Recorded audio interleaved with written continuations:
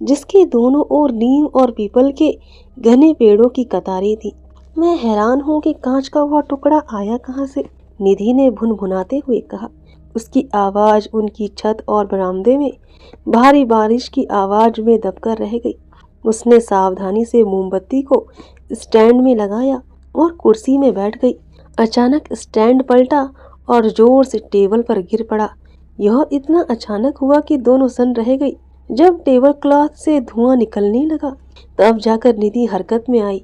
उसने झट से एक किताब उस जलती मोमबत्ती और सुलगते टेबल क्लॉथ पर पटकी। आज रात यह हो क्या रहा है दीदी? अंदर कोई आंधी नहीं थी कि इसे गिरा दे।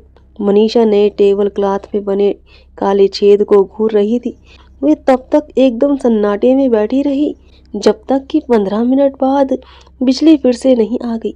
मैं किचन में जाकर डिनर का इंतजाम करती हूँ और कचरा समेटती हूँ, मनीषा ने कहा। बाहर जो गंदगी फैली है उसे कल सुबह सफाई वाली के लिए छोड़ देते हैं।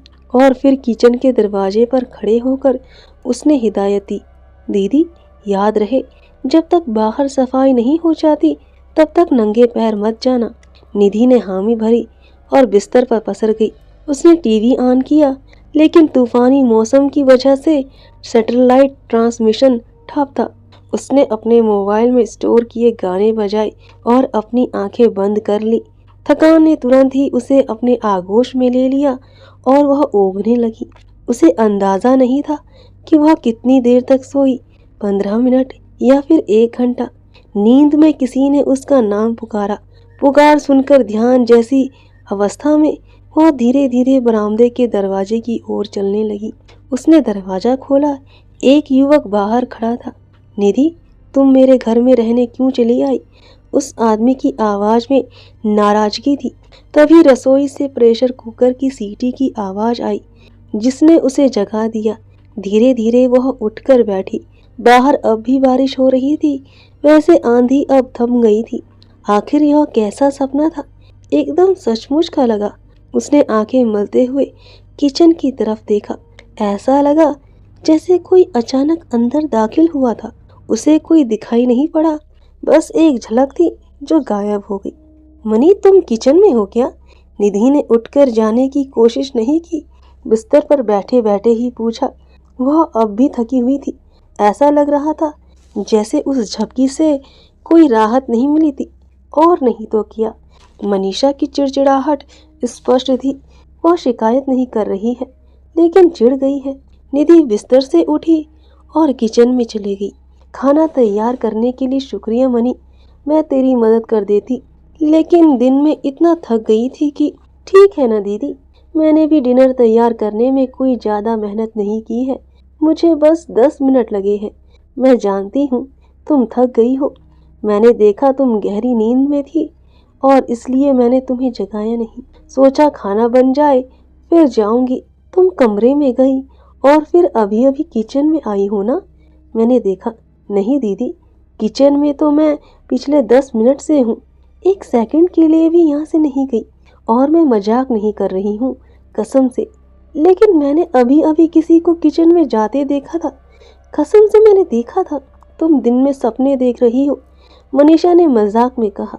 लेकिन ये बात उसे परेशान कर रही थी। कुछ अजीब सी बातें यहाँ हो रही हैं। उसका शक अब गहरा होता जा रहा था। उन्होंने बेचैन करने वाली खामोशी के बीच रात का खाना खाया।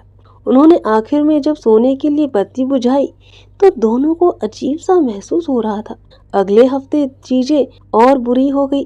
दोनों बहनों को घर में विचित्र आवाजें सुनाई देती थी, किचन से, बाथरूम से और बेडरूम से। वे नियंत्रित दबी हुई गुप्त सी आवाजें थी। कभी कभी जब वे शाम को घर लौटती तो उन्हें चीजें अपनी जगह से कहीं और पड़ी मिलती। फिर भी ना चाहते हुए भी अपनी याददाश्त को दोषी बताती और उन घटनाओं को नजरअंदाज कर दिया करती।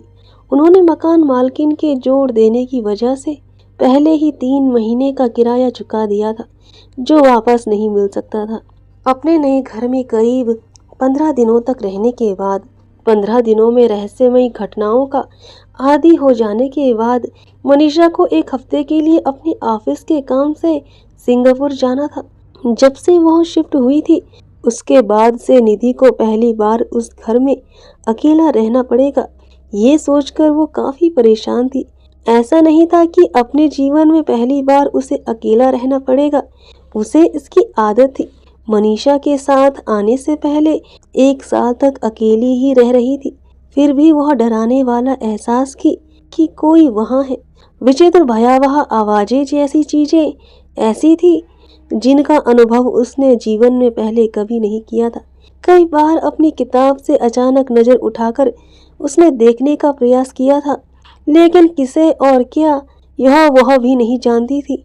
लेकिन किसी के वहां होने का एहसास कभी कभी बहुत अधिक होने लगता था, इसलिए 1 हफ्ते तक उसे अकेला रहना पड़ेगा। इस बात से वह काफी घबराई हुई थी। वह मनीषा को ड्रॉप करने के लिए एयरपोर्ट तक आई।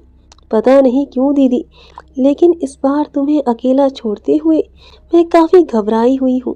अगर मेरा जाना जरूरी नहीं होता तो मैं नहीं जाती। तुम सावधान रहना। मनीषा बेचैन थी। वैसे तुम 1 हफ्ते के लिए रेणु आंटी के घर क्यों नहीं चली जाती? तुम वहाँ रहोगी तो मैं निश्चिंत रहूंगी।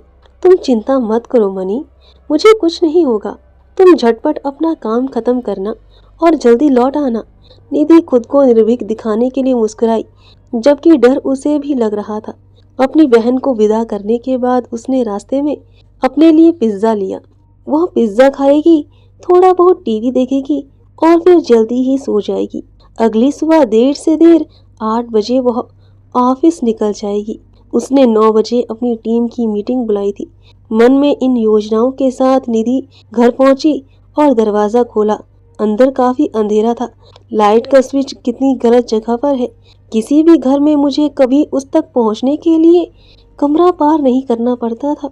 मुझे याद रखना होगा कि अगले वीकेंड इलेक्ट्रिशियन को बुलवाकर इसे अंदर आने के दरवाजे के पास लगवा लूं।